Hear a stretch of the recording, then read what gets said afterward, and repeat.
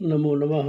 अहम डॉक्टर राम कुमार झा, ज्योतिष प्राध्यापक, जगदम्बा संस्कृत महाविद्यालय, बातो बेनीपुर, दरभंगातः। रमल नवरत्नम शास्त्री प्रतिष्ठा द्वितीय खंड विषयः प्रश्नोपकरण ज्ञानार्थम तृतीय रत्नम। अब पढ़ेंगे जो उपकरण जानने का प्रयोजन। बिनोपकरणम सर्वकार्य सिद्धरणम न जायते, अतएवोपकरणम पूर्वं वक्षे च खड्विधम। तेषां ज्ञानं यदा नास्ति प्रश्नस्तर्हि वृथा भवेत्। तेषां नामान्यहं वक्षे लक्षणानि तथैव च। प्रश्नों के उपकरण यानी सामग्री जानने के लिए तृतीय रत्न को कहते हैं। यह सिद्धांत है कि कारण के बिना कोई कार्य नहीं होता है। उसी कारण को पर्यायांतर से उपकरण या सामग्री भी कहते हैं।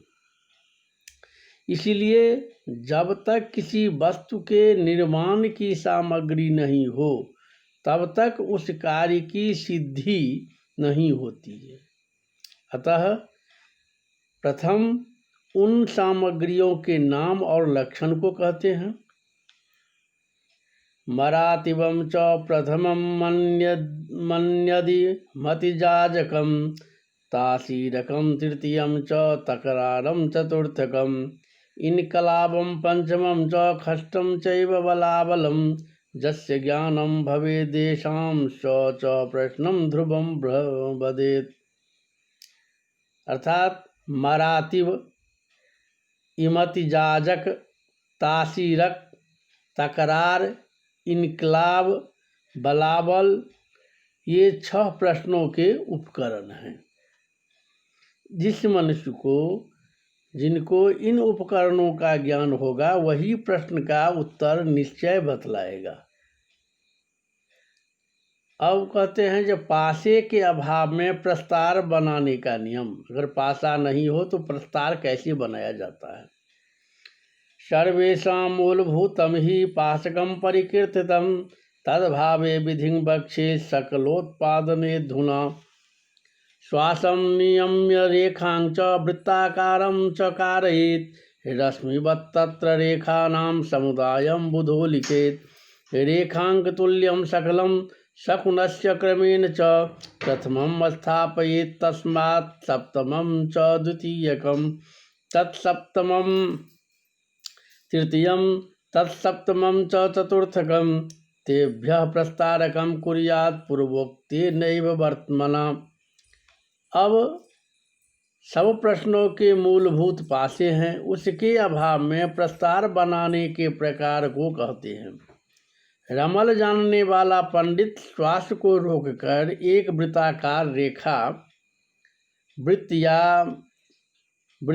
पाटी या कागज पर लिखे। उस वृत्त के किरणों की तरह रेखाओं का समुदाय लिखे, जैसा कि आगे चक्र में भी स्पष्ट किया है। बाद में रेखाओं के योग तुल्य संख्या लेकर शकुन पंक्ति क्रम में जो शकल आवे उसको पहले स्थापन करना चाहिए। फिर शकुन पंक्ति क्रम से उस 7वीं शकल जो हो उसको प्रस्तार के दूसरे घर में लिखें। इसी तरह इससे 7वीं शकल को तीसरे घर में और इससे 7वीं को चौथे घर में लिखे। इस तरह प्रस्तार के 4 शकल बन जाएंगे।